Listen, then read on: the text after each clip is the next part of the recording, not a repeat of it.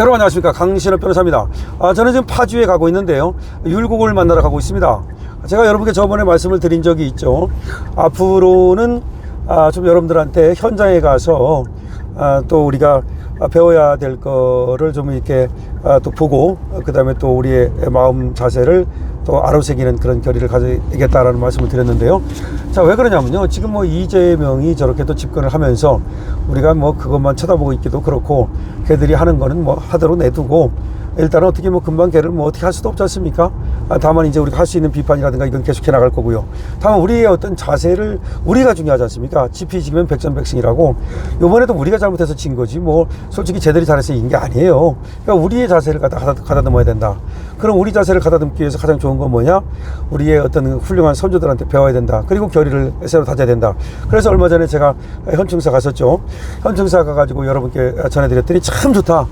정말 밖에 있는 그 어떤 그런 바깥 공기도 좀 이렇게 간접적으로 숨 쉴 수 있고, 더군다나 현충사를 또 강신업 TV에서 보여주니까 앉아서 현충사를 보는 이순신 장군을 만난 것 같아서 좀 좋다, 참 좋다, 이런 어떤 댓글이 많이 달리고 그랬는데요. 이번에는 파주에 가서 말이죠, 그야말로 우리의 가장 큰 스승, 우리 율곡을 만나겠다는 겁니다. 여러분들께서 율곡을 잘 알고 계시겠지만, 율곡에서는 이런 걸 배우면 됩니다. 율곡 선생은 정말 일도 흐트러지지 않는 참 선비였다. 그러니까 율곡 선생하고 누가 닮은 바가 있냐면요, 김문수 선생하고 상당히 닮았어요. 김문수 우리 선생이 정말로 그 살아온 삶을 보면, 70년 삶을 보세요. 하나 흐트러짐이 없잖아요. 본보기가 되잖아요. 어쨌든 뭐 어떤 벼슬을 하고 뭐 그것도 중요하지만, 벼슬도 그만큼 했으면 됐고요. 근데 벼슬을 꼭 많이 했다고 해서 뭐 역사의 우인으로 기록되는 게 아닙니다. 김문수는 역사의 우인으로 기록될 것입니다. 자, 그런데 왜 그러냐? 그래서 특히 이제 율곡 선생을 제가 설명시켜 드리려는 거예요. 김문수하고도 닮은 바가 굉장히 많기 때문에. 율곡 선생은 오래 살지는 못했어요. 49살 살았습니다. 뭐 그 당시에는 또 뭐 그만큼 살으면 뭐 평균은 돼요. 그렇지만 어쨌든 간에 뭐 더 많이 산 그런 태계일처럼 그렇게 오래 살지 못했고, 어떻게 보면은 좀 아쉬운 나이에 간 거죠. 그런데 거기에 대해서 여러 가지 설이 있는데, 너무나 진력한 나머지, 힘을 다 쏟은 나머지 힘이 그러니까 다 소진돼서 돌아가셨다는 말이 있을 정도로, 율곡은 온갖 노력을 다했어요. 단 한 번도 흐트러진 적이 없어요. 심지어 이렇게 말합니다.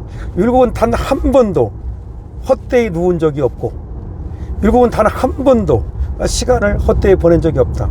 이건 사실로 받아들여지고 있어요. 무슨 말이냐? 우리는 그냥 좀 피곤하면 들어눕고 낮에 말이죠, 이렇게 기대 앉고 그러잖아요.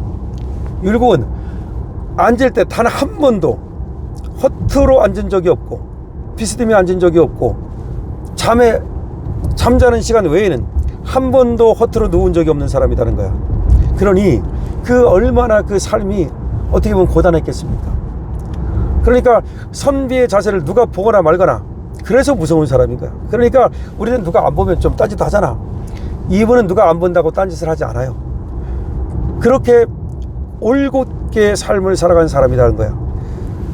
이분이 얼마나 대단하냐면요, 그때 이따 가서도 또 한번 말씀을 드리겠지만, 13살에 소과에 장원을 합니다. 장원. 13살에 장원을 했다는 말이 무슨 말인지를 잘 모르는 사람들이 있어. 옛날에 이 고시를 붙는다는 건 지금 고시와는 하늘과 땅 차이야. 비교도 안 돼. 옛날에 3년에 33명 뽑는 거야. 3년에 33명.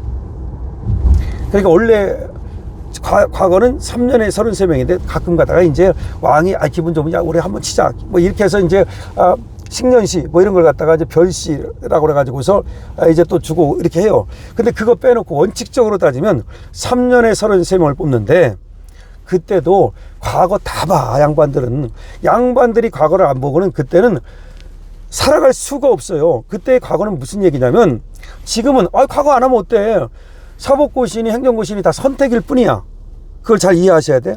지금 의사하면 돈 더 많이 벌고, 사업하면 돈 더 많이 벌고, 뭐하러 그거 열심히 해. 별거 아니야. 지금 그냥 선택의 하나 n분의 1일 뿐이야. 판사한다고 그래서 뭐 엄청 뭐 그렇게 뭐 사본주의 사회에서. 그때는 자본주의 사회가 아니라 무슨 사회예요? 관료 사회. 관료 사회라는 건 뭐야? 관료가 되지 않고는 먹고 살 수 있는 길도 없는 거야, 양반이. 그러면 양반이 그러면 관료가 안 되면, 이 녹봉을 못 받으면 뭐 해야 돼? 그럼 가서 일해야 되잖아. 근데 양반이 일할 줄 알아? 그래서 양반이 과거를 못 붙으면 어떻게 되느냐, 딸깍발이 선비돼 가지고 어디 가가지고 그냥 무시나 당하고, 무시하지. 과거도 못 붙은 놈이 와가지고서 말이야 나 양반이네 그러면 지랄하고 자빠졌네. 그러니까 과거를 붙어야 되는 거야. 과거는 생존이야. 그렇기 때문에 모든 사람들이 매달려요. 심지어 조선시대 후기에 가면 과거를 10만 명이 본 적이 있어요. 10만 명. 여러분들 상상이 돼요? 10만 명이 과거를 봤다 그러면? 왜냐하면 조선시대 후기에 가면 양반이 많아지거든. 막 돈 주고 양반을 사거든. 그래가지고 이것들이 전부 다 가가지고 또 과거를 본다고 껍석거려. 그런 적이 있을 정도로 과거라는 건 모든 사대부 모든 양반의 선망의 대상이기 때문에 여기 붙는 게 굉장히 어려워요. 이순신 장군이 1592년 이때 이제 임진왜란 일어나니까 이순신 장군하고 원래 지금 율곡하고는 한 세대가 차이가 나. 그런데 율곡보다 뒤라고 뒤. 그러니까 이순신 장군은, 그런데도 이순신 장군이 과거를 언제부터? 그 뛰어난 사람이 30살이 넘어서 과거를 붙잖아. 그것도 문과도 아니고 무과를.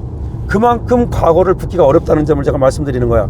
그런데 율곡은 13살에 속과를 갖다가 장원으로 합격을 해. 장원으로. 그것도 1등을 했다는 얘기야. 수석. 천재 중에 천재라는 얘기야. 7살에 수학을 완전히 통달했고 말보다 글을 먼저 배웠다고 알려져 있어요. 그래가지고 13살에 이제 이렇게 됐는데, 그 다음에 이제 속과를 붙으면, 그 다음에 이제 속과라는 건 뭐냐면 진사시, 생원시를 말하는 거야. 진사시, 생원시. 여기는 진사시도 붙고 생원시도 붙고 나중에 다 붙었는데, 어쨌든 처음에 진사시를 붙었어요. 그리고 나서 이제 대과를 공부해요. 그런데 무슨 일이 벌어지느냐, 13살에 이제 속과를 붙고 1차를 붙었다는 얘기야, 지금으로 말하자면. 그 다음에 이제 대과를 준비하고 있었는데, 어머니가 16살 때, 율곡 16살 때 돌아가시는 거야. 이게 이제 만약에 어머니만 그때 안 돌아가셨다면 율곡은 더 빨리 아마 이 과거를 대과까지 붙었을 것으로 생각이 돼. 근데 어머니가 16살에 돌아가시니까, 근데 율곡에게 어머니라고 하는 건 다른 사람들에게 어머니와 다른 의미를 가져요. 율곡은 원래 셋째야. 셋째인데 그 형이 둘이 있어. 근데 그 중에서도 율곡이 가장 뛰어났기 때문에 어머니하고도 그리고 효심이 굉장히 깊고, 효가 모든 것의 근본이라고 말하는 사람이 바로 또 율곡이거든.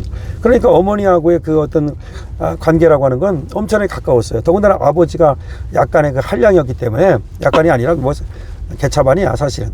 그래서 나중에 이제 아버지는 계속해서 과거를 떨어지다가 나중에 어떻게 그냥 이렇게 내가 생각하면 좀 붙여준 것 같아. 그렇게 해서 아버지가 뭐 벼슬은 조금 하는데, 어머니는 뭐 아시다시피 심사인당의 어머니 아니야. 그래서 어머니한테 엄청난 영향을 받고, 근데 이 어머니가 갑자기 16살에 돌아가시는 거야. 근데 그때는 참 지금으로 생각하면 참 무식한 일인데, 진짜로 3년상을 해. 진짜로 묘소에 가서 옆에다가 운막 짓고 3년상을 지낸다고. 3년을 꼬박 3년상을 지냈어요. 그러니까 몇 살이 됐어? 19살이 된 거야. 19살이 됐는데 3년상을 지내고 집에 와보니까 이 아버지 이원수가, 이 권씨라는 사람이 있어. 그걸 데려다 놓고 그야말로 어머니가 돌아가시기 전에 유언을 한 게 있어요. 누구한테? 이원수한테. 내가 죽더라도 절대로 재혼은 하지 말아 달라고 신신당부를 했어. 신신당부. 그런데도 불구하고 이 3년상 치르는 사이에, 아니 3년상 치르는 사이도 아니고 죽자마자 그랬어. 죽자마자 다른 여자를 데려다가 집에서 사는 거야. 사실 그것 때문에 율곡이 그 3년상을 치르는 동안에도 집에를 잘 안 왔어요. 근데 어쨌든 간에 3년상을 치르고 이제 집에 와보니까 그 모양 그 꼴이야. 그래서 여러분들 잘 알죠? 19살 때 그래서 어디를 가는 거야? 금강산으로 중이 되러 가는 거야. 그래, 중이 됐어요. 실제로 머리를 깎았어. 그랬는데 그때 불교에서 뭐라고 말했냐, 살아있는 부처가 나타났다. 율곡을 가리켜서 살아있는 부처가 나타났다 그랬어. 왜 그랬냐, 이 사람은 자세가 그냥 흐트러지질 않는다니까. 지금으로 말하자면 성철 스님이야. 그런 사람 별로 없거든. 중들도 속으로는 다 땡중들이거든. 우리 성호 스님 듣고 계시나? 우리 성호 스님은 대사지만 되게 땡중들이 많아. 근데 이 율곡은 진짜 이런 사람이 없는 거야. 그래서 이제 1년을 금강산에서 불교 공부를 하는데, 근데 이 양반은 원래가 유학자고, 어려서부터 유학에 7살 때 수학을 다 통달하고 13살 때 이 속과를 붙었으니까, 그런 사람이니까 아마 계속해서 그 불교를 공부하기에는 안 맞았던 것 같아. 뭐 그것도 있고, 그때 불교를 공부하러 갔던 게 사실은 진짜 불교에 기했다기보다는 이 아버지 꼴보기 싫어가지고, 그리고 어머니 이 돌아가시고 나서 그 어떤 상실감, 그리고 삶에 대한 회의, 이런 것 때문에 갔으니까 치유가 됐다고 봐야 되겠지. 한 1년 동안 있으니까 치유가 된 거야. 그래서 내려오는 거야. 내려와가지고 자경문을 짓는 거야. 자경문. 그러니까 자경문, 스스로를 깨우친다는 거야. 경칠다 할 때 스스로를 깨우치는 자경문을 짓고 이제 학문에 몰두하기 시작하는 거야. 그래가지고 나는 이제 학문에 몰두하겠다, 그런 어떤 결심을 붙이고 나서 학문에 몰두해서 21살에 이제 또 과거를 봐서 여기서 또 수석을 해요. 21살에. 근데 내려오자마자 수석한 거지. 그 다음에 또 23살에 과거를 봐서 수석하고, 29살에 최종 과거를 또 보는데, 29살 때 이때는 6번을 시험을 보는데 6번을 갖다가 전부 다 장원했어. 그래가지고 총 9번을 장원하게 돼. 그러니까 처음에 13살 때 장원한 거 1번, 그 다음에 21살 때 장원한 거 1번, 23살 때 장원한 거 1번, 이거 3번이야. 그리고 29살 때 장원한 거 1번, 6번. 그래서 9번 장원하게 되는데, 근데 어떤 사람들은 뭘 그렇게 뭐 한 번 하면 끝나는 거지 장원을 많이 합니까? 그게 바로 율곡의 다른 점이야. 율곡은 한 번 보고서 안 봐도 되는데 계속 시험을 보는 거야. 진사시도 보고 생원시도 다 봐. 원래는 하나만 보면 되거든. 진사시나 생원시 하나 봐가지고 그 다음에 대과로 가면 되는데, 이 양반은 나중에 진사시, 초시, 복시, 생원시, 초시, 복시, 그 다음에 대과의 초시, 복시, 전시, 이걸 다 보는 거야. 그렇게 해가지고 9번을 봤다는 얘기야. 그러고 율곡이라 해서 전부 다 시험에 한 번도 떨어진 적이 없다는 얘기는 아니야. 떨어진 것도 있어. 원래 뭐 별시도 보고 뭐 식년시도 보고 뭐 그러다 보니까, 근데 거의 다 이제 장원을 했고, 다만 떨어진 시험이 전혀 없었던 건 아니고, 하여튼 그만큼 탁월한 공부를 좋아하는 사람이야. 그러니까 공부를 좋아하고 천재적인 능력을 갖고 있었다는 사람이야. 자, 그런데 공부 잘했다 그래서 제가 이분을 갖다가 존경하고 그런 게 아니야. 아까도 말했지만 이분이 살아있는 부처라는 얘기를 들었고, 그 다음에 한 번도 흐트러진 적이 없는 그런 삶을 살았다는 것이고, 그래서 성악집이라든지 동호문답이라든지 이런 책을 통해서 계속해서 정치개혁 방향을 제시하고, 그 다음에 그 율곡이 살던 시대를 어떻게 개혁할 것인가. 그때가 바로 이제 율곡이 살던 시대에, 이게 참 그때 막 붕당 정치가 막 일어나요.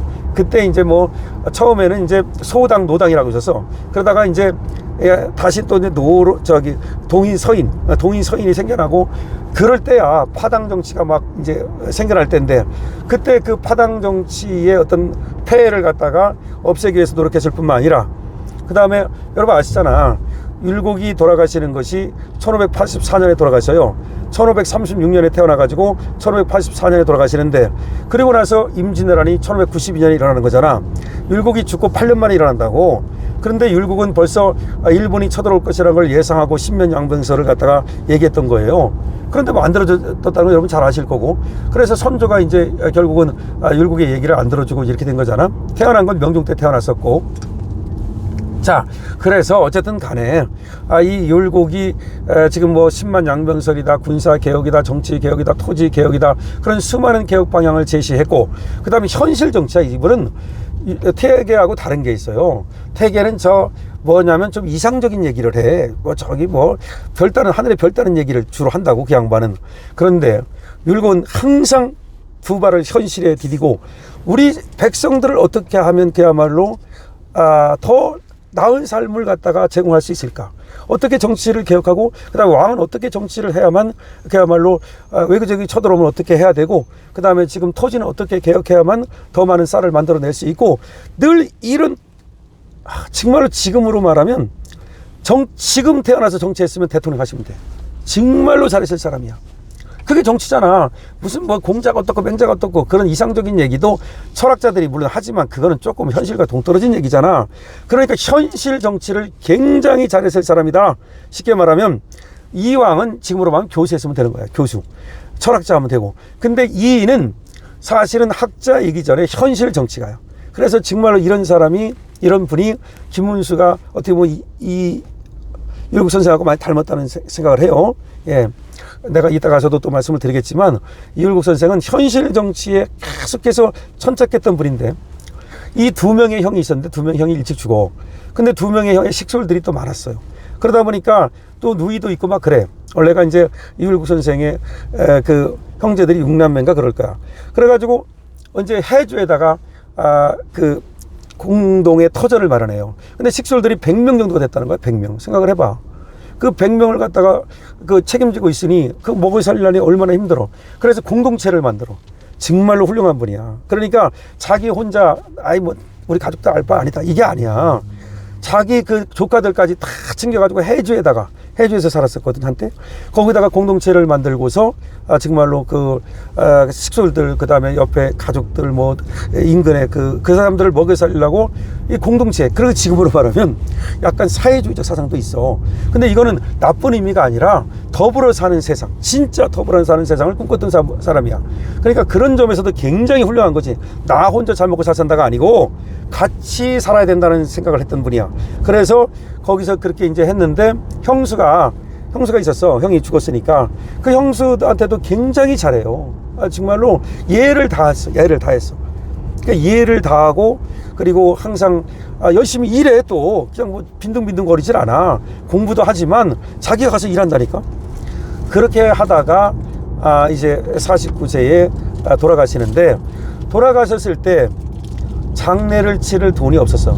아니 그렇게 뭐 먹고 사느냐고 자기가 재산을 모으지 않고 주위 사람들 다 먹여 살리고 하니까 돈이 없지. 그래가지고 선조가 율곡이 돌아갔을 때 그 비단을 배를 내리고 그리고 또 장례할 수 있도록 그 돈을 내리고, 그래서 3일 동안 조정을 파하고 정말로 슬퍼했어, 율곡에 대해서는. 그래서 모든 사람들이 율곡은 존경했다라고 알려져 있는 거예요. 그러니까 지금으로 태어났으면 진짜 대통령에서 맞는 분이라고 내가 생각을 하고, 그 다음에 김문수 우리 후보하고도 상당히 닮았다 그런 생각을 한다는 거죠. 그리고 태어난 곳은 여기 이제 파주인데 여기가 율곡리가 이제 밤골이에요. 그래서 호가 율곡인 거야. 그리고 이따 가서 한번 얘기를 했지만 거기에 화석정이라고 있는데 임진왜란 때 임진왜란이 일어날 것을 알았어, 율곡은. 그래서 혹시라도 왕이 피난을 가게 되면 외국에 쳐들어오면 피난을 어디로 가겠어? 저쪽으로 가야 될 거 아니야, 명나라로. 그래서 임진강을 건너게 될 것이다. 그러면서 뭐를 했느냐면 봉서를 하나 줬어, 봉서를. 그러면서 만약에 전쟁이 나가지고 여기를 지나가게 되면 그때 이걸 뜯어봐라. 그래서 이제 뜯어봤더니 그게 이제 방화정이라고도 부르는데 화석정이 정자 이름이야. 그거를 불 태워라. 그리고서 그러면 대낮같이 환할 테니까 그때 임진강을 건너라. 그래가지고서 그 비 오는 날 그 화석정을 태워요. 근데 율곡이 그때 사람들한테 뭐라고 그랬냐면 여기를 기름칠을 해서 계속 기름칠을 해서 닦아라. 그래서 기름칠을 많이 해놨기 때문에 비가 오는 날 이게 타는데 물론 더 기름도 벗겠지만 그냥 대낮같이 타오르는 거야, 이 화석정을. 그래서 화석정을 태우고 나서 임진강을 건넜다 그래서 그게 이제 방화정이라고 이렇게 또 이제 이름이 붙어 있어요. 자, 그래서 거기를 지금 가는 거고, 그 다음에 또 율곡 수목원이라고도 있고, 그래서 이따 거기 또 현장에 가서 말씀을 드리겠습니다. 우리가 지금 율곡을 배워야 되는 이유는 율곡이 지금 현실 정치에 태어났다면 딱 대통령이 돼야 될 사람이고, 그런 뜻을 배워야 되고 우리 김문수 후보하고도 많은 닮음이 있다라는 말씀을 다시 한번 드리겠습니다. 조금 이따 또 율곡 직접 현장에서 뵙겠습니다. 강신업 TV입니다.